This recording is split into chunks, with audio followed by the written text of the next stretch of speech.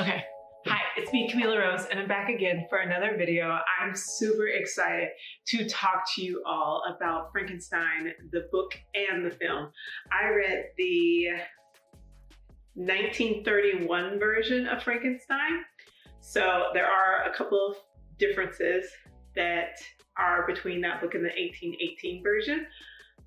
But let's get into it because I had such a great time with this whole process. Frankenstein was on my list. It was a dual read with the Dracula book. I had a Classics of Horror, which you have already seen. And here's my thoughts about the books, because I give you a very, very brief overview of what I thought about it. Here's a brief summary. So we open with Robert Walton, who is this older man who's going on these adventures. He wants to go up to the far north and he wants to be in a space where the sun shines all day. He has this desire to have adventures and exploration and to discover things and discover part of who he is.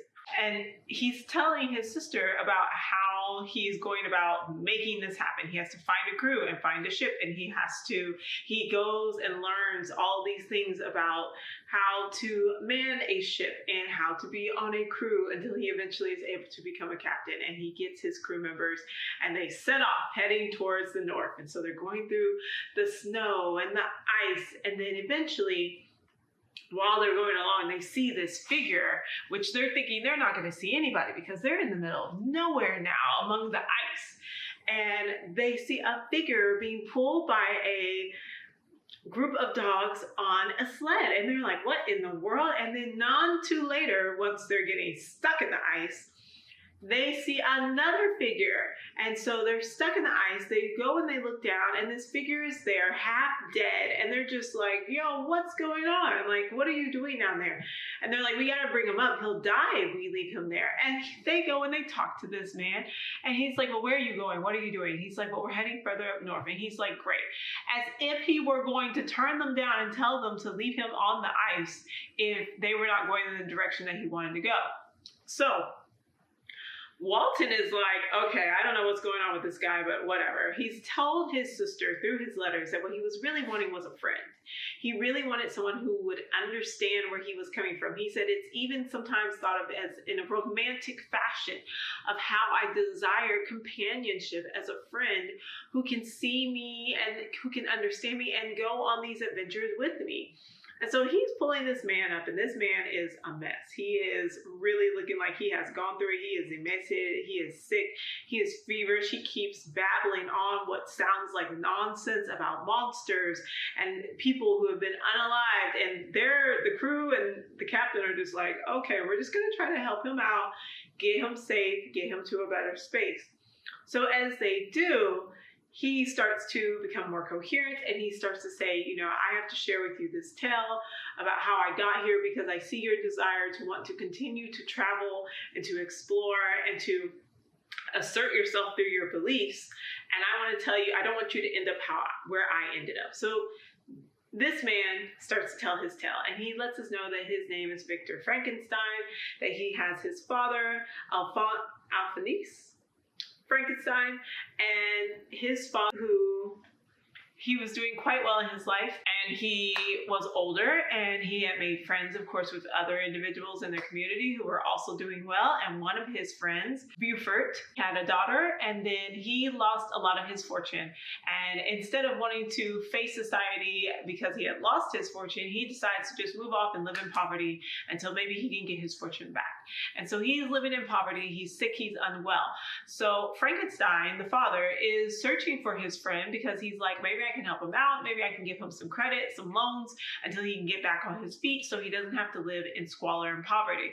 But it takes him too long to find him. And at that time, Beaufort, who was being nursed by his daughter, Caroline, had already passed away. And so by the time Father Frankenstein finds Caroline, Beaufort is gone and she is weeping at the death of her father. And so he eventually moves Caroline back into the city space where they are. Eventually, about a year later, Father Frankenstein and Caroline get married. Now, they are very happy together. They are thinking that this is a wonderful relationship and that they are very happy they found each other. They travel, they go explore because he's older and well established and has his finances and his money. And so while they're traveling, they then have their first child, Victor. And Victor is very loved, very well taken care of, very well traveled. And they're just having a really good time until eventually they come back home. But they continue to travel. They leave and they go places and they explore, and it's wonderful. Now, they do want to have more children, but they haven't been able to successfully conceive. And so while they're traveling, at some point, they come across this family in Italy who has fallen onto hard times. They have a very large family, and as they go to visit this family, they see that all of the family resembles one specific type. They all very much so look related: dark hair, dark eyes.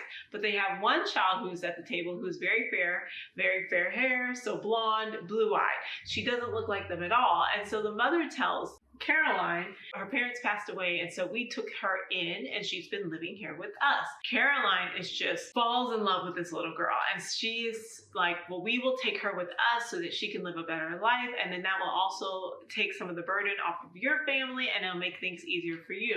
So the family that she's with let Elizabeth go. And so Elizabeth Lavanza comes to live with the Frankensteins. And so when Caroline brings Elizabeth home, she tells Victor, I have brought something for you. I am giving you this gift. And Victor is overjoyed because he sees Elizabeth as this object that is his, this person that he owns and that he will always be responsible for. They grow up as a brother and sister, but always with this understanding, this very clear understanding that they are not actually brother and sister. Now, in the 1818 version, Elizabeth is Victor's cousin, but in this one, she is an adopted orphan. So they grow up, and then he has another friend that he is very close with named Henry Clerval. And Henry Clerval is very adventurous. He has a bright personality and a bright spirit, and he is kind of like the golden retriever to Victor's black cat personality.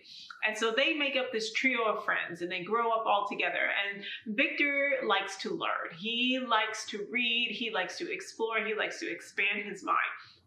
And his father encourages him, but he does eventually come across these books that are from these alchemists, these kind of original scientists who were proven to not be logical or practical or valid in their discoveries, but they did lay the framework for what would eventually become what we think of now as the sciences. But Victor doesn't have any of this understanding because he's spending most of his time with his family. And so when he brings these books that are old, but you keep older texts in your libraries, his father immediately dismisses them and it's just like, don't even waste your time with that. Just go put that stuff away, which spurs Victor into this, I'm going to go learn them. I'm going to go learn all I can about them. I'm going to study them thoroughly. And then eventually Victor is sent off to school. They try to get Henry's father to send him, but his father thinks that going off to school to study the sciences doesn't make any sense. They will make money in other ways. He comes from money that he doesn't really need to be going to school to study for.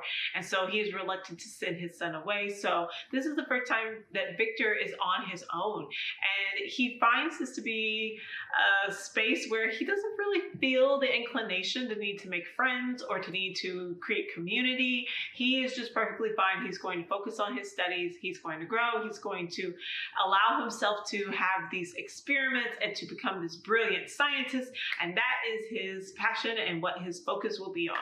And so when he arrives at school, he first meets with Mr. Crimpe, I don't know how to say his name, but he first meets with the professor of natural philosophy, who is immediately just like, okay, well, tell me about the people that you know. Tell me about your history of education and what you're aware of when it comes to science.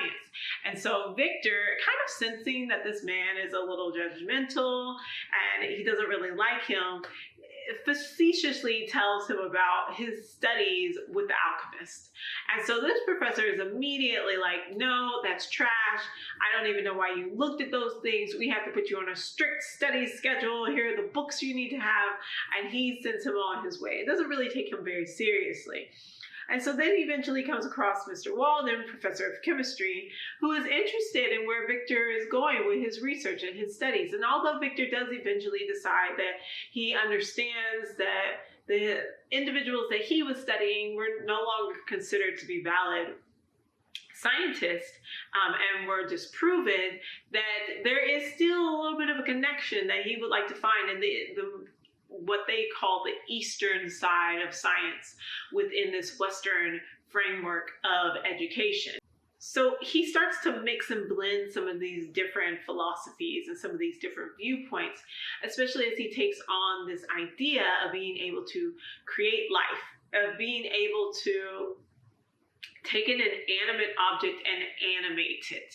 That's how he terms it, is that he's going to take these unliving beings and he's going to turn them into living beings by giving them the spark of life, so we start to get into the Prometheus mythology here about finding the fire and bringing the fire and giving it to man, right? Giving the ability to create life to man.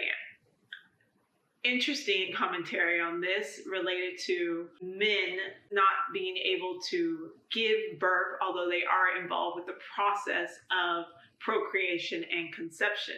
And so this idea of needing to be able to create life outside of oneself that is not involving God nor involving another individual, like on their own, being their own master, being their own creator, and being the creator of something else. He goes about his task. He's stealing body parts. Waldman is like, you're going to need all these instruments. You can borrow some of mine while you're doing your experiments. And Victor basically isolates himself for, I think it's a couple of years. And he's not really messaging his family, letting them know how he's doing. Mind you, Victor's mother has been passed away for quite some time because she nursed Elizabeth back to health when Elizabeth was sick with scarlet fever, and then she got sick from scarlet fever and died. And so that was really Victor's kind of first bit of loss, and really the only sense of loss that he had even experienced in life. But it kind of spurred him towards an interest towards the sciences and things like that. But it wasn't really where he started with this reanimating objects. That was something that came a little bit later once he was in school. So he's working and his head is down. He is focused. I do a lot of tarot readings. It was definitely Eight of Pentacles, head down, becoming the expert in what he was doing. And so then eventually he says, after focusing on this so intently and working on this so much, staying up late at night, not properly eating, not properly caring for himself, he came across the secret of how to animate objects. And so he's like, I'm going to do it. And he does. He collects the body parts. He puts them together. It is this monstrosity because it is just this patchwork sense of a person who is very tall, about 8 feet, very large, because he figured it would be easier to work with larger pieces in order to distribute the energy and be able to connect and see what was going on and put all the synapses and the vertebrae and all of the bones and things together with larger pieces than to be working with little tiny parts that would get easily, confused. And so he does it. He creates that spark of life and he animates this being, this creature. And the minute he does, he gets freaked out. He freaks out and he is just like, what have I done? Why did I do this? It's hideous. I hate it. I don't want anything to do with this. Because at first he thought it was going to be something that he was going to be greatly attached to, or he wasn't. It often seemed like he wasn't even sure what he was going to do if he were to actually succeed with this. And so he's like, I don't want anything to do with it. He leaves. He comes back. The creature's still there. He's like, oh my gosh, go away. Get out of here. I don't want anything to do with you. You have to leave. And so then he leaves again. And as he leaves again, he goes down, I believe, to the pub or something like that. And he's just like hanging out very sullen. When all of a sudden, here comes Henry. Henry Clerval is here. He has convinced his father to allow him to go to school. And now he can join Frankenstein, and he can tell him like, hey, your family misses you. I have a letter from Elizabeth. Elizabeth is very concerned. She's like, I just need to hear from you. I need to know about if you're doing okay. Your father is worried about you. His parents eventually had 2 other children. The boys are worried about you. Like, we just want to know that you're okay. We love you. And so this is kind of like the sun coming up out of his moment of isolation and him reconnecting with his community, with the people who love him. And so now he doesn't have this pressure to create and to become his own man because he has these people who know him and who he trusts. And so he's just happy to have him here. He's like, well, come back to my place. I'll show you the ropes. I'll get you acquainted. We'll be here at school together. But then he goes back to his house and he remembers, uh-oh, I forgot. I have this creature that I created here, and I hope he's not there. Now, luckily, when he gets back home, the creature is gone. And he's just like, great, wonderful. Goes and gets Henry. They go back upstairs. And then for the next 2 years, he basically just helps Henry learn about what's going on and get through school together. Now, you're like, if you're like me, I was like, 2 years? What do you mean? Like, how did you just blank out and not worry about what was going on with this individual that you thought would be violent, or that, you don't know what this individual is doing. You just don't care. You're just going to leave him out here to fend for himself. But that's exactly what he did. No accountability for what he had done or what he had created whatsoever.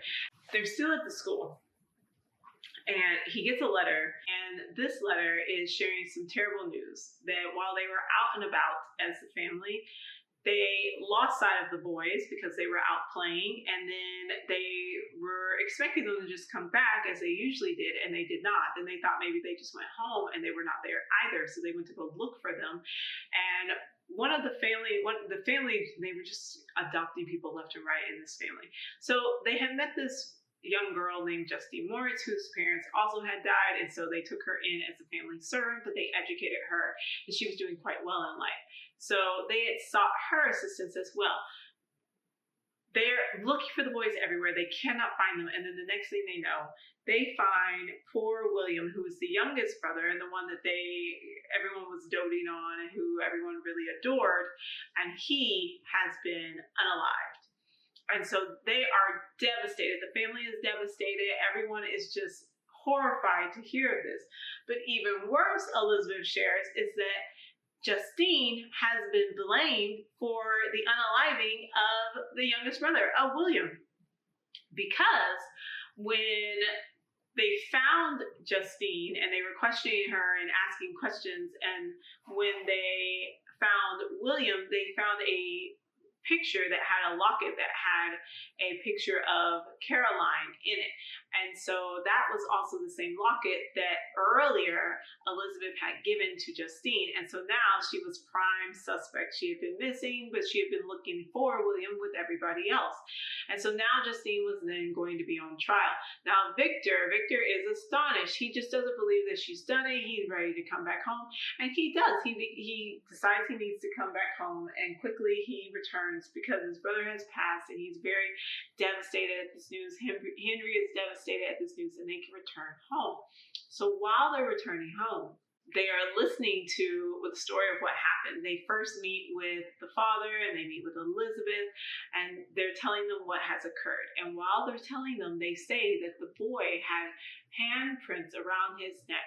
And immediately Victor is like, oh my gosh, it was the being that I created, because he and this being had kind of gone back and forth, and he was well aware of the being's tendency to want to grab you by the throat. And so he's like, oh my goodness. So now, whereas he was already very much so like, oh, I know that Justine didn't do it, he is clear now that Justine is not the one who unalived his brother, but it was the creature. But he doesn't want to tell anybody because he hasn't told anybody. He has kept this being a secret for this entire time since he created him. And so now he doesn't want to tell them because he thinks he'll think that he's insane, and also because he's like, no one will believe me. And so he doesn't really say anything, but he's just like, no, I know she hasn't done it. They eventually go to trial.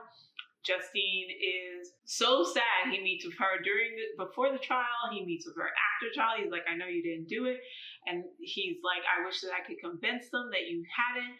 But eventually, Justine is found guilty, and she actually admits to unaliving William because she believes that it's the only way that she'll get salvation for her soul. And they're just like, why would you do that? And Elizabeth is upset. They go to see her after the announcement has been made, and Elizabeth is upset because she's like, why would you do that? I stood up for you the entire time, because Elizabeth was adamantly saying that Justine did not do it. And Justine is like, I didn't, but I didn't know what else to say. And I felt like even after hearing them badger me about it for so long, that maybe I did do it.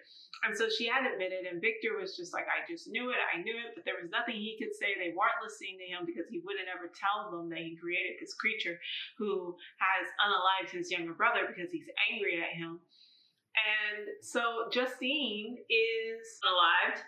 she is sentenced and tried, and she loses her life because of this lie that is told and perpetuated.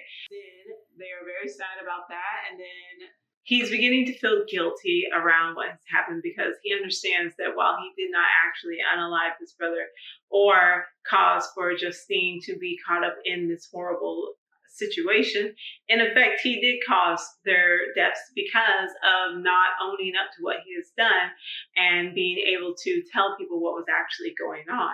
So in his despair, he decides he needs to take a break, right? He's leaving. He's out of here. And so in the same way in which he left, the monster to go figure out his life, he just leaves in this situation as well. He wanders along the countryside. He comes across a mountain. And while he is, I meant to say that before he got to town and saw his father and Elizabeth, he had seen a figure running across the ridge around the town where he lived. And he knew, he was like, oh, that is the being, that is the creature. While he's going and exploring, he comes across this high alpine. He climbs up, he's at the crest, he's pondering life. And the next thing he knows, he sees another figure and he says to himself, it cannot be, but it is the creature. The creature is here and he is like, you owe me. You owe me. You left me here. No one has accepted me. You taught me nothing. You have been useless to me, because he's speaking English now. Not English, but he's speaking the language that Victor can understand. Had to teach himself and had to learn from others. I'm going to tell you about what happened to me. You're going to now learn about how I figured out how to take care of myself. So he begins to tell his story about how when he was left there by himself, he decided he needed to go and just find a way to take care of himself and figure out what was going on. And so he wandered along the countryside. And he was delighted. It was so beautiful out. It was such amazing to be alive. He comes across a young girl and a man, and the girl is in the water and she begins to drown, and he goes and he saves her. And so as he's hauling her back up on the shore after saving her, whoever her companion was sees him and shoots at him. And he's like, what are you doing that for? I helped save this child and I don't even get any thanks for it. It reminds me of home movies where they're like, we saved you and you're not even going to thank us. I don't understand. And that's how Frankenstein felt, or how the creature felt. And so then he continues to wander along. And every time he encounters humans, he has a horrible experience of it. And so he finds this shelter and he decides to stay in this shelter. And as he does, he realizes that there is a family nearby. And he begins to observe this family and get to know them. He hears them and he understands they're making, sounds to each other. And so he learns that there is a father that is blind and a son and a daughter, and that the son and the daughter get along really well. They're all very kind to each other. The son and daughter do a lot to try to help each other. And so he is like, well, I will help them out. I will be a blessing unto them. And so he begins to gather wood for them. He helps them out with the garden because they're really struggling and they're not having a good time. He often sees that the son is much more unhappy than the daughter is. And when the father asks him how he's doing, he fakes this voice about saying that he's okay. And so he's trying to pick up what they're saying and trying to learn the language, but he's really struggling with it. And so we eventually get their story because one day a young woman rides up to the house on a horse and they are delighted to see her. And the son is especially happy to see her. His whole countenance is just brightens up. And so as it turns out, with her father, who was very wealthy and who had promised them, because he got in some trouble, into some issues, he promised them that if they helped him out, that he would then he would give them all this money and he would allow for Felix to marry Sappy. Well, as it turns out, they try to help him and then they're going to all flee. They're all going to run away and get out of there. But while they're working on doing this, they get found out. The father of Staffy is like, come on, girl, we're out of here, and just doesn't allow them to speak to any of them, gives Felix just enough money to be able to get by. Felix is eventually able to get his father and his sister, and they flee the country. And so now they're living in poverty in this space with very little to take care of themselves, and they're not doing well at all. Well, eventually Sappy is like, I'm going to go be with my man. Her father passes away. She travels to go find him. She loses her companion who is able to translate for her. And then eventually she comes upon a village, but she is helped in the village, and they make sure that she makes it to Felix's and the family's home. And DeLacy is the name of the father. And so then she is reunited with Felix, her fiance, and they are kindly trying to teach her the language. And so while they're teaching her the language so that they can all communicate better, since they don't have a translator, that is when the creature is learning how to speak and how to understand the words that they're saying, and begins to catch on much more quickly. And he also is starting to read. He's starting to learn that the words match, that there are letters, and the letters create words, and the words match up with the things that they're saying. He reads Paradise Lost, but he reads it as if it is nonfiction. And so he is taken aback by the violence that is enacted, and about the wars that end up happening, and how the civilizations change. And he's kind of like, I guess this is just what man does, because he has very little education, no one to talk to about these things, because he has essentially been abandoned. And so while he's there, he's just kind of starts to fantasize about what it would be like for them to be a part of this family, and how he can introduce himself to them, because he's pretty much helped them out in so many different ways. And so he is like, one day they have all left to go into town and left the blind father behind. And so he's like, this is my chance. So he goes and he knocks on the door, and he chit-chats with the grandfather, and the grandfather, he tells him his story about his loneliness and how he's a traveler, and how he's been helping out, basically revealing himself to be the person who's been helping around the farm. And then so the father is like, I know that I can tell you have a good heart. And he is there. Y'all, they come back. Oh, Felix is not here for it. He tries to shoot him. He is trying to take him out. Poor creature is just devastated, because he wasn't even given a chance to try to get them to get along with him. Now he has been disconnected from these people that he thought would be his family. He is devastated. He leaves and gets away. They are not in the house anymore. They don't come back for a while. And then when they do come back, Felix is like, I have to leave here. We are never coming back. My fiance, my wife, he calls her his wife now, she cannot stand to be here. My sister cannot be here. We're like, we can never come back to this place. I fear for my father and my family's life. So now he knows that he has lost the one group of people that he thought he would be able to be with. So this is when he's like, I'm going after Victor, and I'm about to get what's mine. So he goes and finds Victor, and he's been following him.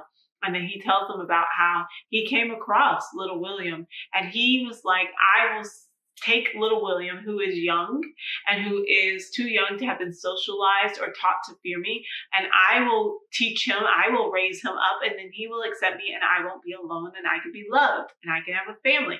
But William sees him, and he freaks out. He's like, you are a monster. Get away from me. So he unalives William. And then he's like, well, I guess I'll just set up this girl, because he finds her sleeping, and he's like, I guess she's the one. And he puts the locket on her so that it seems like she was the one who unalived William. And so now he has found Victor again. And this is when he tells him, you're going to make me a companion.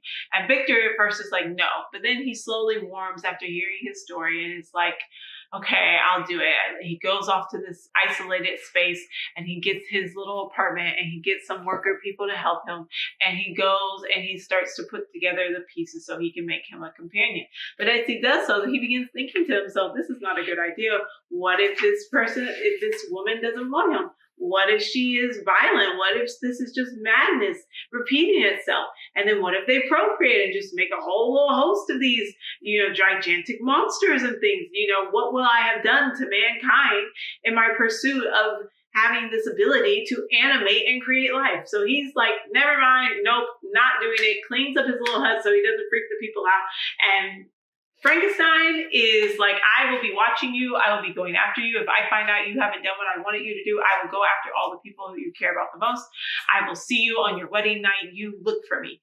And so he's like, yeah, I know he's going to try to come for me. He's freaking out. So he finally kind of relieves himself of this duty after he gets rid of all the body parts, and he's taking them out on the boat to actually dispose of them. And when he's on the boat, he drops them into the river. They float down to the bottom, and he's just chilling on his boat, floating away. He floats too long. He can't get back to the land. He eventually runs into land, but now he's in Ireland, and the Irish folks who find him are not having it, because they're like, someone has recently been unalived, and we think that you're the one who did it because they saw a figure coming up on the shore, and you're the only person we've seen who doesn't belong here. So we're taking you in. So they lock him up and to question him about whether he is the person who caused this murder. Guess who is the person who has lost their life over there? Henry is gone. Henry, his childhood friend, is no longer alive. So now he's devastated because his friend is gone. And so now, like, the magistrate is looking at him like, okay, this isn't adding up, because if he's the one who did it, he wouldn't be so upset. Like, what's really going on here?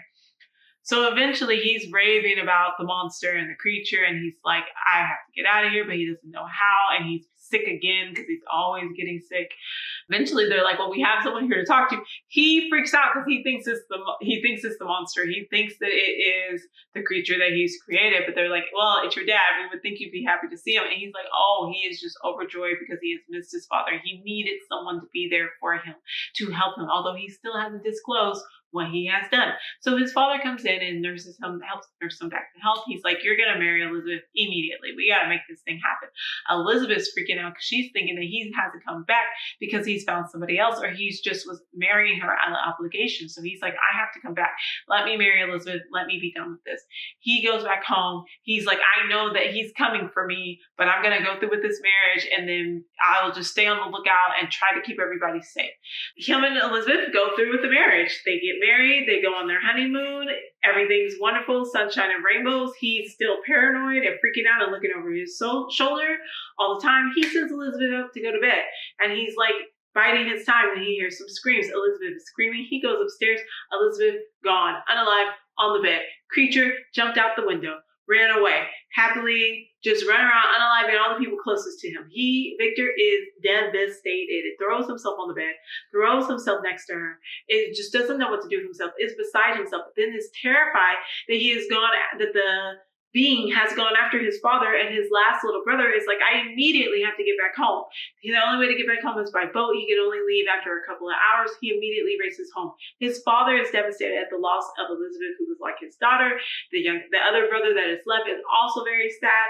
And soon the father falls ill and he passes away. They send away the little brother. And by now, Victor has had it. Victor has had it, and here comes the being, the creature, and he's like, I told you, and you played me, you double-crossed me, you said you were going to make me companion, and then you decided not to, so I'm not putting up with this, and I'm going to torture you from now on. You may have been my creator, but I will now be your master. Because it's kind of like he realizes the power and the influence that he has over Victor, because Victor is too afraid and too far gone to say anything about what he has done. So he's told the people before that it was a creature that had unalived Elizabeth. He's telling them about all this stuff. Nobody wants to go look for this man because they don't really think that he exists and is real. But they're like, we're going to go do it. And he's like, it's not enough. It's not good enough. I'll do it myself. So now Victor is in pursuit of the creature, of this being that he has created.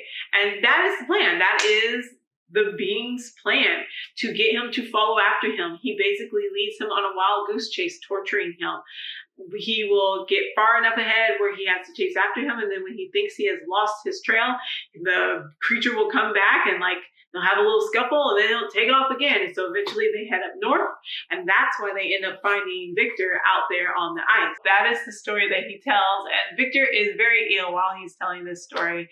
And once he is finished, he tells them about how it is really just not worth it to let your ideas that you haven't thought out well, and that you haven't put any time and energy and effort into, and that you are putting other people's lives at risk. You must think beyond just yourself to follow through with these dreams, and that they would have been friends had they met under different circumstances. And eventually Victor passes away. So while he passes away, here comes the creature. And the creature is like, I cannot believe it. I cannot believe he slipped away without me being able to have my final moments with him. He's very upset, and he's telling Walton everything that has happened. And then Walton feels this empathy and compassion for him and says, I really wish that I would have met you under different circumstances, but you are both here where you are now because of your inability to be able to understand and see each other as people. And so you have to deal with that now. And so Victor basically insinuates that he is either going to go and try to end his own life, or that he will just live and perish out there eventually in some way out there in the far north.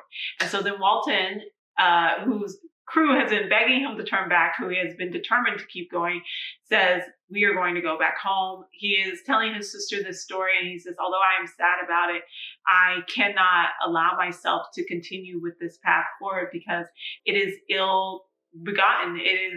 It will not work out well, and I don't want to live my life that way. And so he is now ready to return home. And that's the end of the book. So now let's talk about the movie.